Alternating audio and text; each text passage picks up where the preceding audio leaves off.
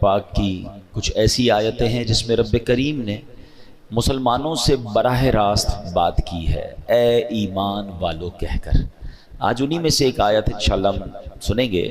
پارہ نمبر 4 ہے، سورہ نساء، آیت نمبر 19 نمبر آیت ہے۔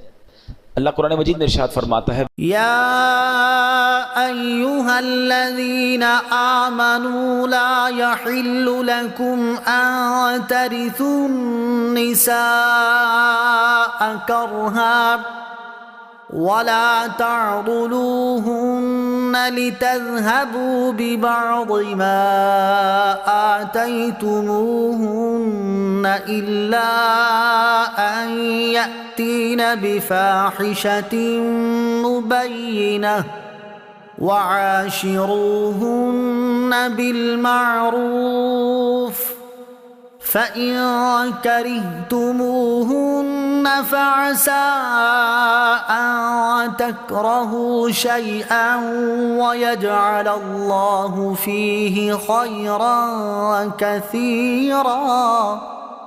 بڑی کمال کی آیت ہے، بلکہ یہ آیت یوں سمجھیے ہمارے فیملی کے نظام کو، میاں بیوی کے معاملات کو، زوجین کے حقوق کو اور وراثت کے معاملات کو بڑے کمال کے ساتھ بیان کرتی ہے۔ یعنی ایک ہی آیت میں پورے گھر کے نظام کو شاندار انداز میں ہمیں چلانے کا فارمولہ رب کریم نے عطا کیا۔ کیا کمال کی کتاب ہے قرآن پاک، کیسا کلام اللہ ہے جو ہمیں دنیا میں زندگی کیسے گزارنی ہے، فیملی لائف کیسے گزارنی ہے، کاروبار میں کیا احتیاطیں کرنی ہے، عوام میں کیسے رہنا ہے، اللہ کی رضا والے کام کیسے کرنے ہیں، جنت کی تیاری کیسے کرنی ہے، سب کچھ قرآن میں موجود ہے۔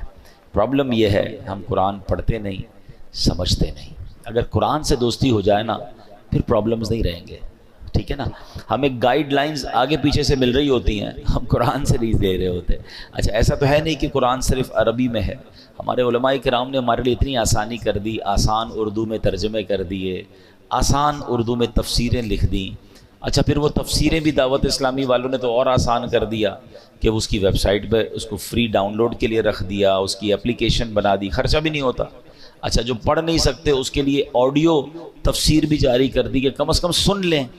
اب پھر بھی ہم قرآن نہ پڑھیں یا قرآن نہ سنیں یا نہ سمجھیں تو یہ کتنی بڑی محرومی۔ اب ذرا اس ایک آیت کو سمجھیے، اللہ قرآن میں فرماتا ہے، اے ایمان والو تمہارے لیے حلال نہیں کہ تم زبردستی عورتوں کے وارث بن جاؤ، اور عورتوں کو اس نیت سے روکو نہیں کہ جو مہر تم نے انہیں دیا تھا اس میں سے کچھ لے لو، سوائے اس صورت کے وہ کھلی بے حیائی کا ارتکاب کریں اور ان کے ساتھ اچھے طریقے سے گزر بسر کرو۔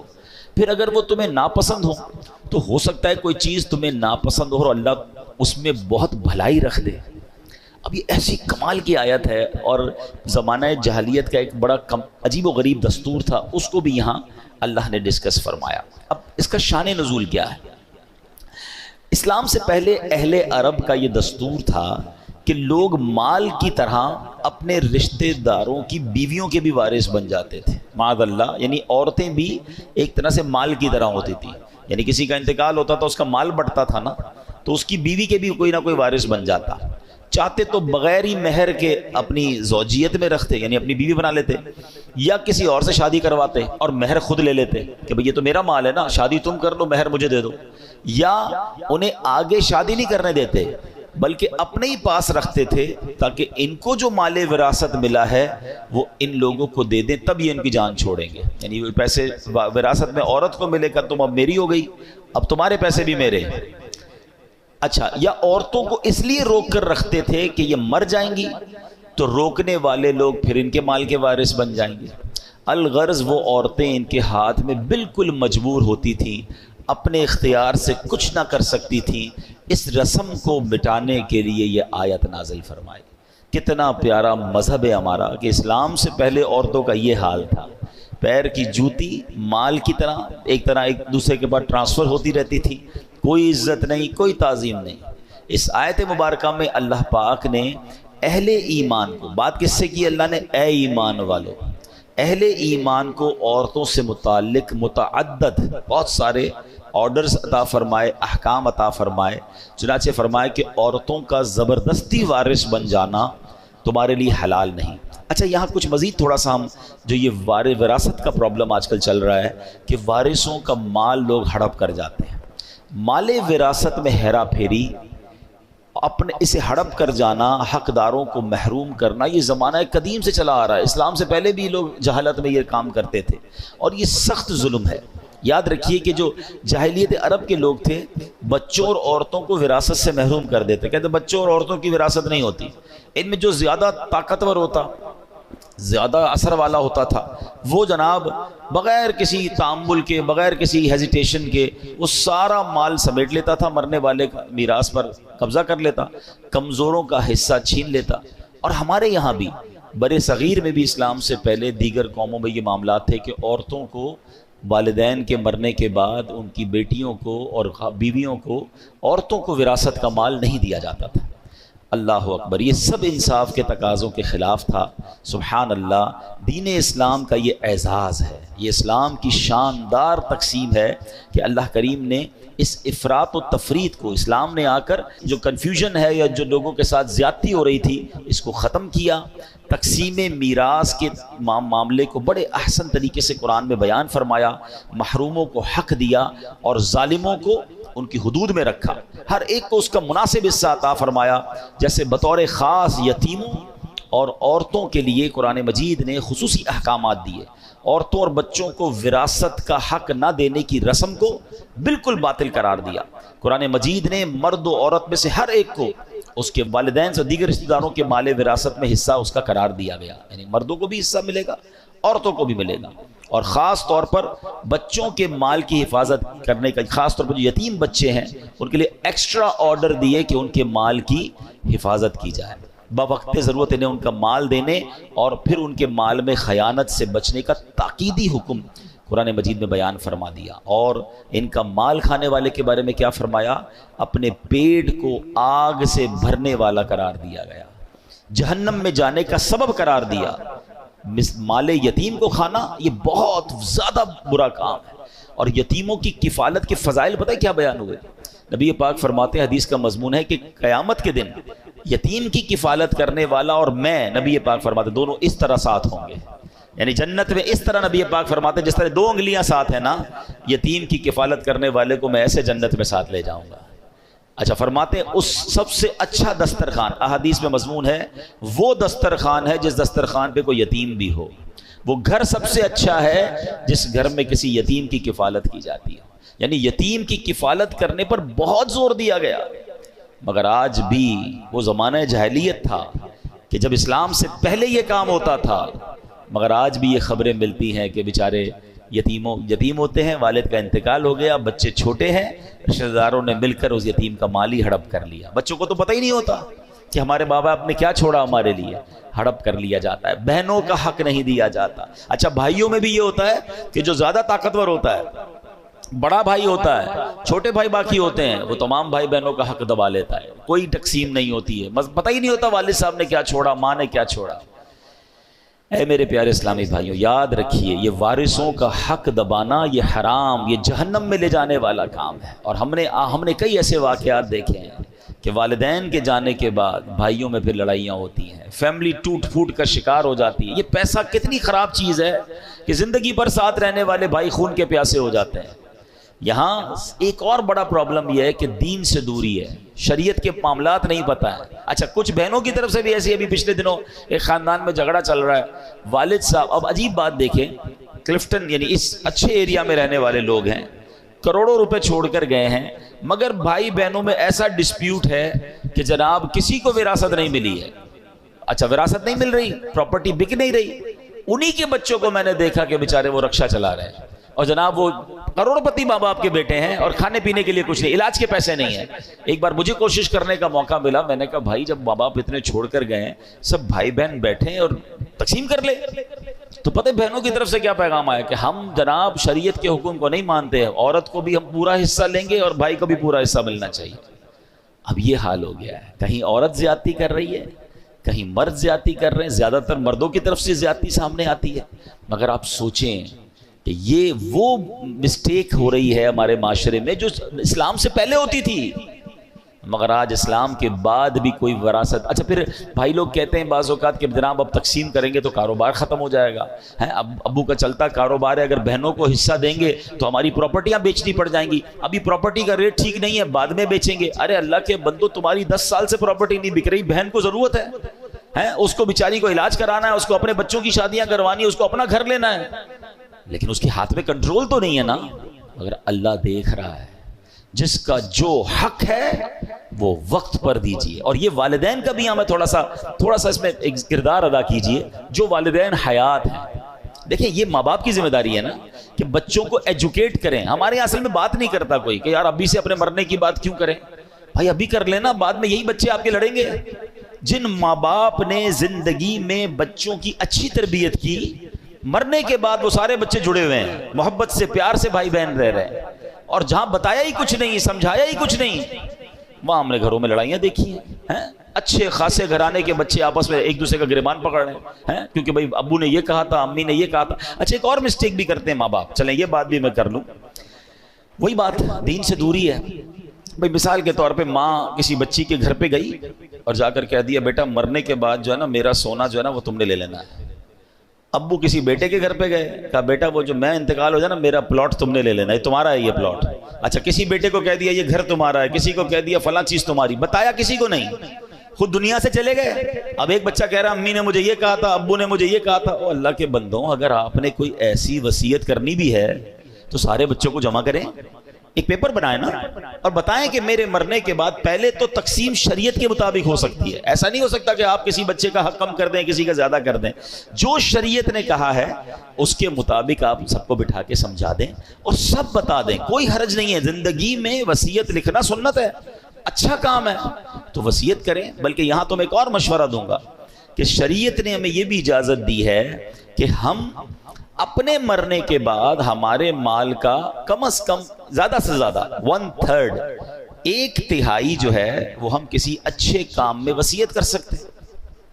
تو اگر اللہ نے آپ کو زیادہ مال دیا ہے تو آپ یہ بھی وصیت کریں کہ بھئی میرے مرنے کے بعد مثال کے طور پہ آپ کے مال کا 30%, 20%, 25% کسی صدقہ جاریہ والے کام میں کیا جائے, باقی بچوں میں شرعی حساب سے تقسیم ہو جائے. اگر یہ وصیت آپ کر جاتے ہیں تو فائدہ کیا ہوگا کہ اگر آپ کے مرنے کے بعد آپ کا جتنا بھی سرمایہ ہے اس کا 20-25% آپ ہی کے لیے خرچ ہو جائے, آپ کے مرنے کے بعد آپ کے لیے صدقہ جاریہ ہو جائے, کوئی مسجد, کوئی مدرسہ, کوئی کنواں, کوئی یتیم خانہ, بہت سارے صدقہ جاریہ کے کام ہیں. آپ کو جو پسند آتا ہے, کسی اچھی تنظیم کو آپ کو لگتا ہے کہ یار یہ لوگ اچھا کام کرتے ہیں, ان کو دے دینا, یہ میرے لیے صدقہ جاریہ کا کام کریں گے, تو آپ کے تو وارے نیارے ہو جائیں گے.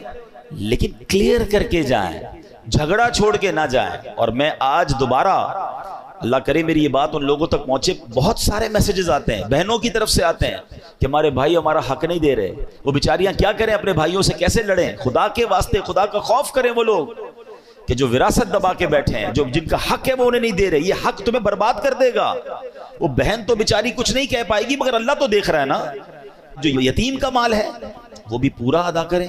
اگر یتیموں کا مال ہے اور بچے چھوٹے ہیں, ان کو آپ ابھی نہیں دے سکتے, تو علماء کرام کے پاس جائیں, وہ آپ کو طریقہ بتائیں گے کہ ان کا مال کیسے محفوظ کریں, کیسے ایسی جگہ ترکیب بنائیں کہ جب یہ بڑے ہوں تو ان کو پورا پورا مال ان کا ملے. یہ ذمہ داری ہے. اور یہ اپنے بارے میں سوچیں کہ اگر میرا انتقال ہو جائے اور میرے بچے چھوٹے ہوں اور میرے چھوٹے بچوں کا کوئی مال دبا جائے تو کتنی تکلیف ہوگی. تو آج کسی کے بچوں کا کوئی مال دبا رہا ہے, وہ سوچے کل تمہارے بچوں کے ساتھ ایسا نہ ہو جائے.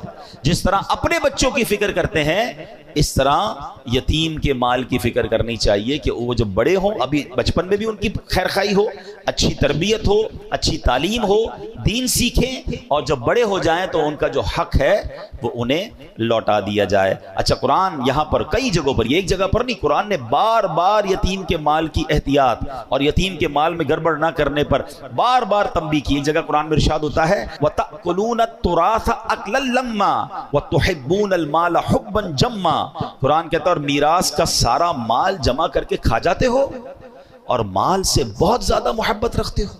قرآن تنبیہ کر رہا ہے, سمجھا رہا ہے, اور بار بار کہیں آگ میں جلنے کے بارے میں بتایا جا رہا ہے. وراثت کا مال کھاؤ گے تمہارے لیے آگ بن جائے گا, جہنم میں لے جانے کا سبب ہوگا.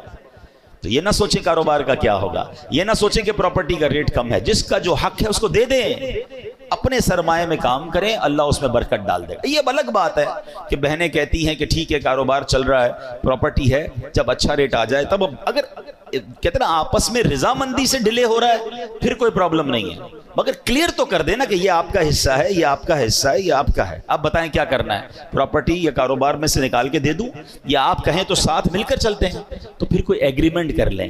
آج بھائی بہن زندہ ہیں، کل کسی کا انتقال ہو جائے گا، ان کے بچوں کو کیسے پتا چلے گا کہ ہمارے والدین کا کیا حصہ تھا؟ جتنا کلیئر کر کے، جتنا واضح کر کے چلیں گے اتنا انشاءاللہ خاندان میں جھگڑا نہیں ہوگا۔ آپ یقین کریں، میں ان بھائی بہنوں کو ایک پیغام دینا چاہتا ہوں، ماں باپ چلے گئے نا، ان کی روح خوش کرنی ہے، کبھی آپس میں لڑائی مت کرنا، جڑ کے رہنا، مٹھی بن کے رہنا، وہ ہمیشہ راضی رہیں گے۔ یہ جو پیسوں کے لیے لڑتے ہیں، الگ ہو جاتے ہیں، ایک دوسرے کا منہ نہیں دیکھتے، سوچو قبر میں کتنی تکلیف ہوتی ہوگی۔ تو کلیئر کر لیں، بھائیوں، بڑے بھائیوں کو چاہیے تھوڑا دل بڑا کر لیں، تھوڑا بہن کو زیادہ چلا جائے کوئی بات نہیں، وہ بہن ہے، یہ میری بہن ہے اور میرا خون ہے۔ ایک ایک روپے کے لیے، تھوڑے تھوڑے پیسوں کے لیے بھائی بہن لڑ رہے ہوتے ہیں، اسلام یہ نہیں چاہتا، شریعت نہیں چاہتی۔ اللہ کرے کہ یہ بات سمجھ آ جائے اور جس کا جو حق ہے وہ اسے ہمیں دے دینا چاہیے۔ سرکار دو عالم علیہ الصلوۃ والسلام کی ایک حدیث سنیں، اللہ کے نبی فرماتے ہیں من قطع میراث وارثہ قطع اللہ میراثہ من الجنۃ یوم القیامہ۔ اللہ کے حبیب فرماتے ہیں جو شخص اپنے وارث کی میراث کاٹے گا، اللہ تعالیٰ قیامت کے دن جنت سے اس کی میراث کاٹ دے گا۔ کر لو جو کرنا ہے، قبضہ کر لیا ہے بہن کے مال پر، یتیم کے مال پر، کوئی کچھ کر نہیں سکتا۔ ارے کل جنت میں جانے سے روک دیے گئے تو کیا کرو گے؟ کتنے دن جینا ہے اس مال کے ساتھ اس دنیا میں؟ تھوڑے سال تو رہ گئے ہیں، پھر سب نے جانا ہے۔ جدھر جانا ہے، اگر ادھر مار پڑنی ہے، ادھر عذاب ہونا ہے، ایک روپیہ بھی زندگی میں کسی کا نہ رکھیں۔ وارث کا حق ہے پورا دے دیں، کاروبار میں کسی کا حق ہے پورا دے دیں، مزدور کا حق ہے پورا دے دیں۔ زندگی میں ایک اصول بنا لیں کہ دنیا میں سب کا حق دے دو، ورنہ آخرت میں نہیں دے سکے۔ ادھر مظلوم کا ہاتھ ہوگا اور ظالم کا گریبان ہوگا۔ اچھا، یہاں ایک آگے عورتوں پر اسی ایک ہی آیت میں صرف وراثت کی بات نہیں ہوئی ہے، عورتوں کے ساتھ بہترین سلوک کرنے پر قرآن کس طرح خوبصورت انداز میں فرماتا ہے کہ ارشاد فرمایا عورتوں کو اس نیت سے روکو نہیں کہ جو مہر تم نے انہیں دیا تھا اس میں سے کچھ لے لو۔ حضرت عبداللہ ابن عباس فرماتے کہ اس آیت سے متعلق یہ اس شخص کے متعلق آیت ہے جو اپنی بیوی سے نفرت رکھتا ہو، اس کے ساتھ بدسلوکی کرتا ہو، اس لیے کرتا ہو کہ وہ پریشان ہو کر مہر واپس کر دے یا مہر کی رقم معاف کر دے، اسے اللہ تعالیٰ نے منع فرمایا۔ ایک قول یہ ہے کہ لوگ عورت کو طلاق دیتے تھے پھر رجوع کر لیتے تھے، پھر طلاق دیتے تھے پھر رجوع کر لیتے تھے، عورت کو لٹکا ہوا رکھتے تھے، اپنے پاس نہ آرام پا سکے نہ دوسری شادی کر سکے، یعنی عورتوں کے ساتھ زیادتی کرتے تھے۔ اور کیا آج ایسا نہیں ہو رہا؟ بعض جگہوں پر عورتوں کے ساتھ بڑی زیادتی ہو رہی ہے، عورت کے ساتھ اس طرح سلوک ہو رہا ہے جیسے عورت کو پیر کی جوتی بنایا۔ جناب یہ اسلام ہے، یہ وہ لوگ ذرا سوچیں جو کہتے ہیں کہ اسلام میں عورتوں پر بڑی سختیاں ہیں۔ آج کل اس طرح کے جلسے ہو رہے ہیں، اس طرح کے سیمینار ہو رہے ہیں، اور معاذ اللہ عورتوں کو یہ ذہن دیا جا رہا ہے کہ نہیں جناب اسلام میں رہو گے تو تمہاری جو آزادی ہے وہ ختم ہو جائے گی۔ بتائیے یہ قرآن کیا بیان کر رہا ہے کہ عورتوں کے ساتھ اچھے طریقے سے رہنا۔ نبی پاک کی کئی حدیثیں ہیں، تم میں بہترین وہ ہے جو اپنے گھر والوں کے ساتھ بہترین ہے، اور پھر کیا فرمایا؟ سن لو میں تم سب سے زیادہ اپنے گھر والوں کے ساتھ بہترین ہوں۔ اللہ کے نبی فرما رہے ہیں، یعنی اسلام جتنا عورتوں کی آزادی، عورتوں کے لیے سکون، عورتوں کے ساتھ اچھا سلوک، عورتوں کے ساتھ زیادتی نہ ہو، جو اسلام بیان کرتا ہے دنیا کا کوئی مذہب بیان نہیں کرتا۔ بلکہ چلیے جناب میں تھوڑا سا اسلام سے پہلے کی بات آپ کو بتاؤں۔ بہت سارے مسائل ہیں کہ انسان نے پہلے عقل کے ذریعے اس کو حل کرنے کی کوشش کی، دین کی طرف نہیں آیا۔ اب ذرا غور کیجئے، مسئلہ جو نسوانیت ہے، فیمنزم ہے، عورتوں کے حقوق کا مسئلہ، ذرا اس پہ بات کریں تو صدیوں سے انسان اس کا حل تلاش کر رہا ہے۔ ارسطو اور افلاطون جیسے فلسفر تھے، جو فلسفی تھے، انہوں نے بہت مغز ماریاں کی اور عورتوں کی معاشرے میں کیا اہمیت ہے اس پہ غور کیا۔ کسی نے عورت کو سانپ کہا، کسی نے اسے شیطان کہا، کبھی اس بیچاری کو ظلم و ستم کا نشانہ بنایا گیا، کبھی بیچاری کی عزت کو تار تار کیا گیا۔ آج دیکھ لیں ترقی یافتہ دور کی مثال دیکھیں، یہ عقل پرست، دین بیزار غیر مسلم، انہوں نے عورت کو صرف ایک اشتہار بنا کے رکھ دیا ہے۔ یہ غور کیجئے نا، دنیا کے ہر اشتہار میں آپ کو عورت نظر آئے گی۔ یہ عورتوں کو بھی سمجھ نہیں آتی کہ ہم کیا یہ کھلونا ہے؟ مردوں کی آئٹم بیچنی ہے، مردوں کی چیز بیچنی ہے، اس میں بھی عورت کا اشتہار ہے۔ یعنی عورت کا کام یہ کر دیا گیا کہ اس کو ایک اشتہار بنا دیا گیا۔ یہ صرف دین اسلام ہے جو بتاتا ہے اگر عورت بیٹی ہو تو رحمت ہوتی ہے، بہن ہو تو عزت ہوتی ہے، ماں ہے تو اس کے قدموں تلے جنت ہوتی ہے، بیوی بن کر گھر میں آ جائے تو آدھا ایمان محفوظ ہو جاتا ہے۔ یعنی عورت کا ہر روپ اسلام نے بیان کیا کہ عورت کو جو عزت اسلام میں ہے، اللہ کرے کہ ہماری بہنوں کو یہ بات سمجھ آئے جو آج سمجھتی ہیں کہ اسلام میں سختیاں ہیں، قرآن نہیں پڑھتے نا، پہلے عورتوں کا کیا حال تھا، اور قرآن بار بار کہہ رہا ہے کہ عورت کے ساتھ آپ نے اچھا سلوک کرنا ہے۔ اچھا، اسی آیت میں ایک اور جز بڑا کمال کا بیان ہوا، وہاں یہ ارشاد ہوا کہ جناب عورت جو ہے اس کے ساتھ اچھے طریقے سے گزر بسر کرو۔ اب بعض اوقات کیا ہوتا ہے کہ ہمارے یہاں ایک تو اچھے طریقے سے گزر بسر نہیں کر رہے ہوتے، نہ کھانا پراپر دے رہے ہیں، نہ لباس دے رہے ہیں، بلکہ زیادتی کر رہے ہیں، اور جناب بعض اوقات تو شوہر فرعون بن کے گھوم رہا ہوتا ہے اور عورت کو کبھی مار رہا ہے۔ وہ کیسا مرد ہے جو عورت پر ہاتھ اٹھاتا ہے؟ یہ کون سی جوان مردی ہے کہ عورت پر ہاتھ اٹھایا جا رہا ہے؟ نہیں جناب، سرکار دو عالم علیہ السلام کی سیرت تو دیکھیں کہ نبی پاک کا اپنی ازواج کے ساتھ کیا خوبصورت تعلق تھا، کیا پیار اور محبت کا ماحول تھا۔ اپنے گھر والوں کے ساتھ حسن اخلاق کرنا یہ ہماری شریعت سکھاتی ہے۔ اور یاد رکھیے، جتنا محبت اور پیار کے حقدار ہمارے گھر والے ہیں وہ باہر والے نہیں ہیں۔ ہم باہر والوں کے ساتھ تو حسن سلوک بہت زیادہ کر رہے ہوتے ہیں اور گھر میں جا کر شیر ببر بن جاتے ہیں۔ نہیں میرے پیارے اسلامی بھائیوں، حضرت عمر رضی اللہ عنہ کا ایک بڑا کمال کا قول ہے، کیا فرماتے ہیں؟ بندہ گھر کے باہر مرد بن کر رہے اور گھر میں جائے تو گھر والوں کی طرح بچہ بن جائے، گھر میں ایک گھر کا ممبر بن کے رہے۔ ہم گھر میں جا کے مردانگی دکھا رہے ہوتے، گھر میں آفیسر بن جاتے ہیں۔ نہیں جناب، گھر والے پیار کے جو ہے وہ متمنی بھی ہیں اور ان کا حق بھی ہے۔ اب یہاں ایک اور قرآن کہتا ہے کہ اگر تمہیں وہ ناپسند ہو تو ہو سکتا ہے کہ کوئی چیز تمہیں ناپسند ہو اور اللہ اس میں بہت بھلائی رکھ دے۔ یہ آخری بات ہے، اس آیت کا جو آخری جز ہے بڑے کمال کا ہے کہ مثال کے طور پہ عورت آپ کے گھر میں آ گئی، اس کی کوئی بد زبانی ہے یا جناب اس کی خوبصورتی آپ کو پسند نہیں ہے، اس کے معاملات آپ کو کچھ کوئی ایسی چیزیں جو آپ کو پسند نہیں ہے، تو قرآن کیا کہتا ہے؟ اللہ ہو سکتا ہے اس میں اللہ نے کوئی اور بھلائی رکھ دی ہو۔ بعض اوقات عورت پسند نہیں ہے مگر انسان طلاق دینے میں جلدی نہ کرے۔ علماء کہتے ہیں ہو سکتا ہے اس سے تمہیں کوئی نیک اولاد ملنے والی ہو جو تمہاری آنکھوں کا سرور بن جائے، تمہاری مغفرت کا ذریعہ بن جائے۔ اچھا، یہاں اسی بات کو قرآن نے ایک اور بڑے کمال کے انداز میں بیان کیا ہے۔ یقین کریں پیارے اسلامی بھائی، جس دن آپ یہ آیت سمجھ گئے نا، ہماری زندگی کے بہت سارے پرابلم یہ ہے کہ ہم فیصلہ بہت جلدی کرتے ہیں۔ نہیں جناب اس کے ساتھ رشتہ نہیں چلے گا، نہیں جناب اس سے دوستی نہیں چلے گی، نہیں جناب یہاں میرا کام نہیں چلے گا، میں اس کام کو چھوڑ رہا ہوں۔ نہیں، قرآن کیا کہتا ہے اب ذرا سنیے گا، یہ آیت دل کے اندر بٹھا لیجئے، آپ کے بہت سارے پرابلم سالو ہو جائیں گے۔ سورہ بقرہ کی آیت نمبر 216 ہے، اس کا جز پڑھ رہا ہوں۔ وَعَسَىٰ أَن تَكْرَهُوا شَيْئًا وَهُوَ خَيْرٌ لَكُمْ، قرآن کہتا ہے تمہیں کوئی چیز ناگوار ہو رہی ہے اور قریب ہے کہ کوئی بات تمہیں ناپسند ہو حالانکہ وہ تمہارے حق میں بہتر ہو۔ وَعَسَىٰ أَن تَكْرَهُوا شَيْئًا وَهُوَ خَيْرٌ لَكُمْ، تمہیں تو ناگوار لگ رہی ہے مگر تمہیں نہیں پتا یہی تمہارے لیے خیر ہو سکتی ہے۔ پھر فرمایا وَعَسَىٰ أَن تُحِبُّوا شَيْئًا وَهُوَ شَرٌّ لَكُمْ، اور فرمایا قریب ہے کہ کوئی بات تمہیں پسند آ جائے حالانکہ وہ تمہارے حق میں بری ہو۔ بعض اوقات ہمیں بڑے سمجھاتے ہیں، ماں باپ سمجھاتے ہیں مت کرو، علماء کہتے ہیں یہ حرام کام ہے، ہم کہتے ہیں بڑا اچھا، دل بڑا لگ رہا ہے، بڑا مزہ آ رہا ہے، شریعت منع کر رہی ہے، پسند ہے۔ قرآن کیا کہہ رہا ہے؟ تمہیں پسند ہے مگر وہی تمہارے لیے بری ہو سکتی ہے۔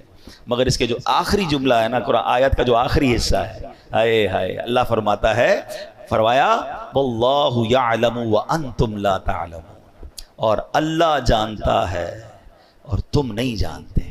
یہ بات یاد کر لو۔ مجھے لگ رہا ہے کہ یہ بہت اچھا ہے، ابھی اگر یہ آیت یاد رہے نا تو مثال کے طور پہ کوئی چیز ہمیں پسند بہت تھی، نہیں ہوئی، نہیں ملی، سودا نہیں ملا، ڈیل نہیں ملی، کاروبار نہیں ہوا، رشتہ نہیں ہوا، پسند کی چیز تھی نہیں ملی، دل کو منا لو نا یہی میرے لیے اچھی نہیں ہوگی، جبھی تو نہیں ملی نا، اللہ نے نہیں دی، اللہ جانتا ہے میں نہیں جانتا، واللہ یعلم وانتم لا تعلمون، اللہ جانتا ہے اور تم نہیں جانتے۔ اور بعض اوقات کوئی چیز بہت زیادہ بری لگ رہی ہے، یار یہ کیوں آ گئی میرے ساتھ، یہ زندگی میں کیوں ہو گیا؟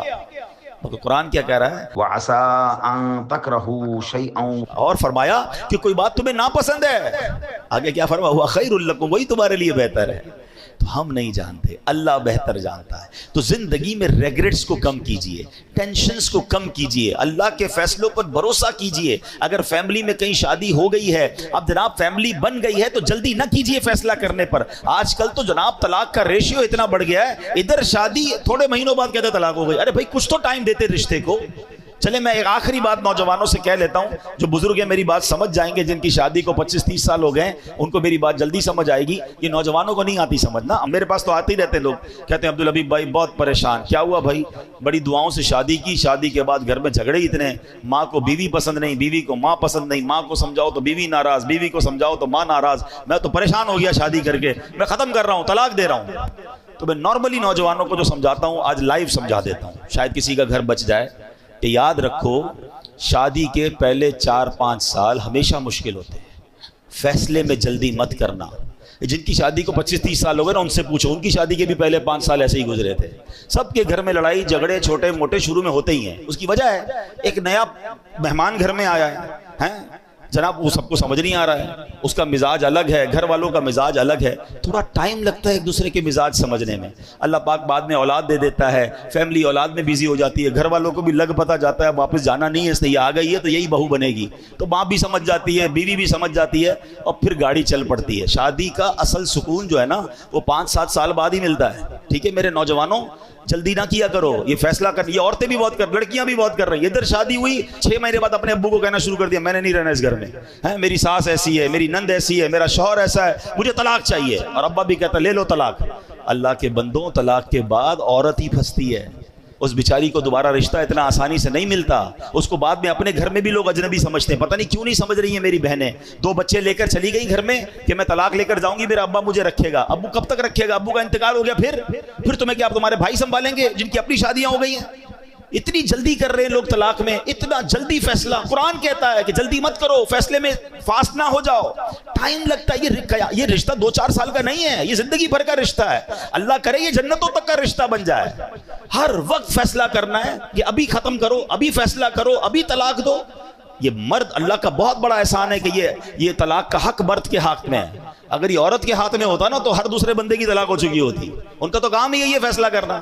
تو میری بہنوں سے بھی گزارش اور میری بھائیوں سے بھی گزارش کہ جن کی شادی، اور میری ماں باپ سے بھی گزارش، یہ ماں باپ بھی شے دیتے ہیں، فکر نہیں کرو طلاق لے کر آ جاؤ میں رکھ لوں گا، کبھی بھی اپنی بیٹی کو راستہ نہ دکھایا کریں، بلکہ اس کو کہیں کہ تم اپنے گھر میں وقت گزارو، ٹائم دیں۔